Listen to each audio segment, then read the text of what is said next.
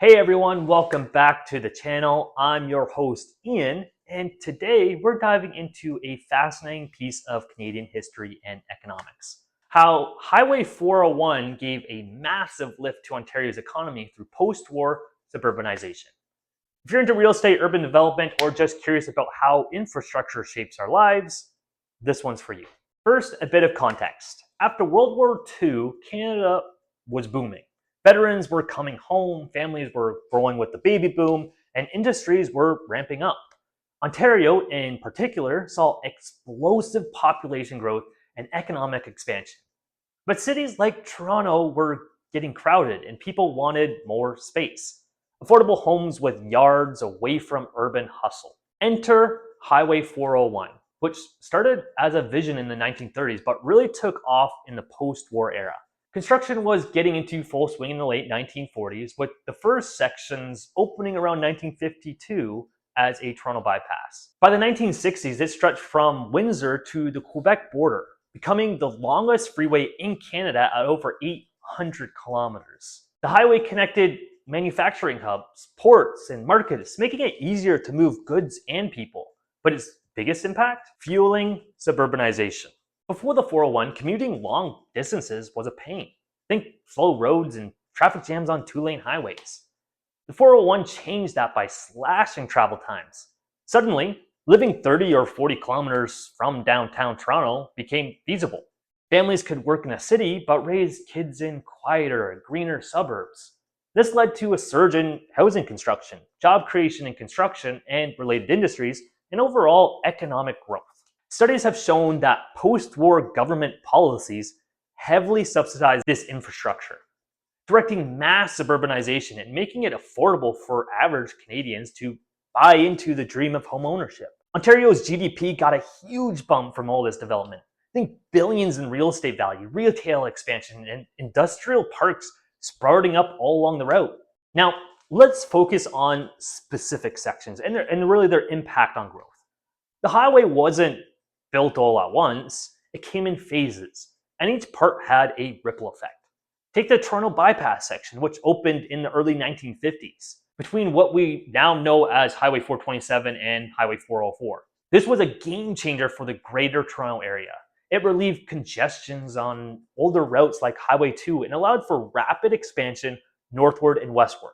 Commuters from emerging suburbs could zip into the city core, sparking development in places like Etobicoke and North York.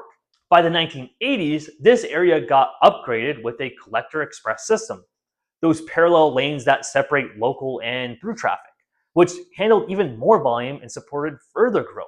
Another key stretch is the western part, from Mississauga to Kitchener-Waterloo. Widening projects here in the 1970s and beyond turned it into a vital link for tech in manufacturing. For instance, the section through Mississauga saw explosive suburban buildup. Think office towers, malls, and residential neighborhoods popping up because the highway made it accessible. A recent expansion there, costing over $640 million, added lanes to cut commute times, which in turn boosted property values and attracted businesses. Eastward, the corridor from Pickering to Oshawa fueled industrial zones and housing booms, connecting to the auto sector in Windsor and beyond. Overall, these sections didn't just move cars, they moved money, creating jobs in logistics, retail, and services while expanding the tax base for municipalities. Speaking of real estate, the suburbs along the 401 corridor became hotbeds for development. Take Mississauga. Once farmland, it transformed into a major city with high-rises, townhomes, and single-family houses, all thanks to easy 401 access. Property values skyrocketed, of course. Homes that sold for under $20,000 in the 1960s are now worth millions. Scarborough and Markham followed suit, with master planned communities like Don Mills setting the template for modern suburbs. Curved streets, shopping centers, and green spaces, all oriented around highway commutes. Further out, places like Belleville and Pickering saw commercial real estate surges. The proposed interchange at Highway 37 in Belleville, for example, is expected to unlock new industrial lands and boost land prices by improving connectivity. In the west, Cambridge and Woodstock benefit from logistical hubs, warehouses and distribution centers clustered near exits, driving up commercial property demand. Experts like Nathaniel Snow, an economist at the University of Toronto, have studied how highways drive suburbanization. In his research, he argues that building interstates, or in our case, the 401, directly cause population shifts out of city centers, leading to decentralized growth.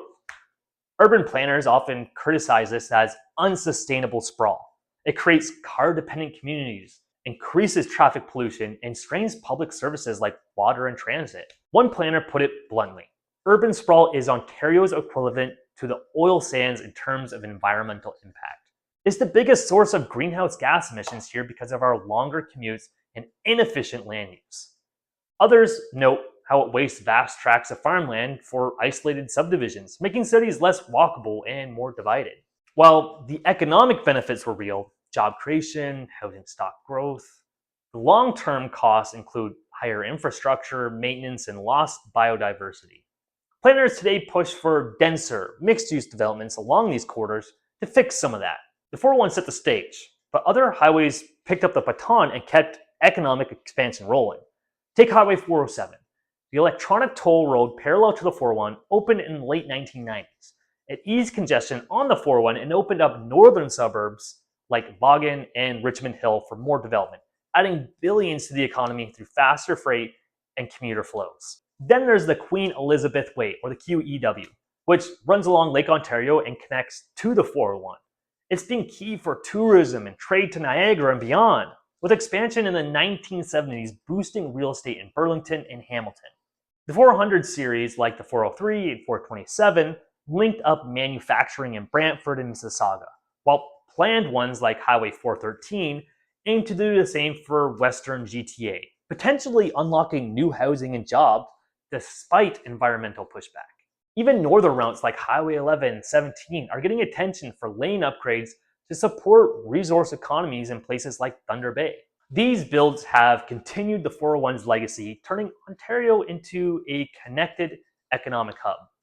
Overall, Highway 401's post-war push on suburbanization reshaped Ontario, driving growth, creating suburbs, and influencing real estate for generations. But as urban planners remind us, it came with challenges like sprawl that we're still grappling with today. Don't forget to hit like and subscribe for more on Canadian economics, history, and real estate. Thanks for watching. I'll see you next time.